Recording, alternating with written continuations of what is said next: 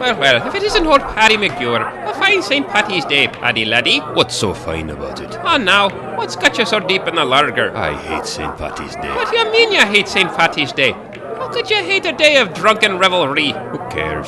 Every day is drunk day as far as I'm concerned. Ah, shut your git. There'll be no stuffy wankers in my bar today, I'll tell you what. 'Tis time for a bit of Irish cheer, methinks.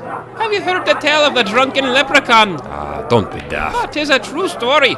'Tis the whole reason we celebrate today. Would you like to hear it told? Do I have a choice? Sounds like you're holding me pint hostage till you get it out of your gut. Ah, shut your pie hole and listen.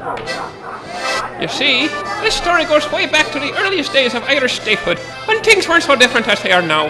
People was poor, the rain pished in buckets, and young men still had dreams of bigger and better things. Not long ago, in Bugler's Row, in country north of Kilhargo, there lived a man named Seamus Moe, a farmer's son was he. A drinking man without a plan, he had 6 pints and then he ran behind the barn fast as he can to take a well-earned pee. Just then he heard a voice, it was as high as a birdie, and it spoke from some low place he couldn't see. Do you think you could help us out with a pint or 2 or 3? You'll be sure to get paid in yours of gold, I guarantee. Seamus turned around and saw a man of 2'3". He was wearing a green sequin suit that stopped above his knee. Am I dreaming? Are you demon? No, I'm not. My name is Stephen. Are you clown or mime or seaman? A desperate leprechaun I be.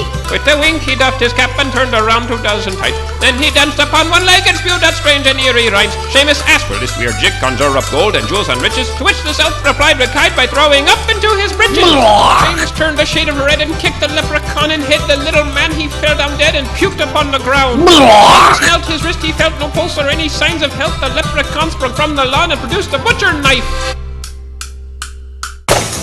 I'll cut your eyes out with me blade, you giant stinkhole. How'd you like a fist in your pipe hole?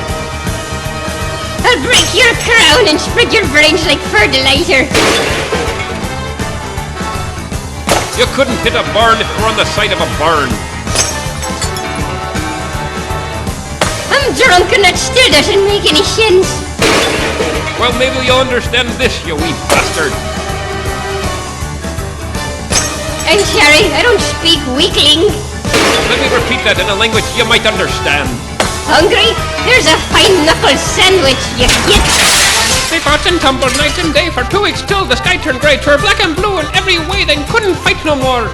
So thirsty! Groaned the leprechaun, lying next to Seamus on the lawn. He twitched his nose and then was gone, leaving Seamus hurt and sore. 20 years had passed and Seamus had become a stinking drunk, and he cursed the leprechaun with every thought and every breath. All the riches I should have are in his grubby little trunk, and I swear I'll take that little man below upon my death. There was a flash and such a sound, the elf sprang up from underground. He held a trunk so big and round, it dwarfed the dwarf, I'm told. I've kept my word, don't be absurd. Just give me plastered and hammered. 2 pints I ask, no wait a third, and you may have this gold. Seamus shook with anger and excitement, torn with what to do. Should I kill this little man, or should I see this great deal through? Say how about we talk this over pints, just me and you. Only if you buy the first round. After that, I'll get us 2.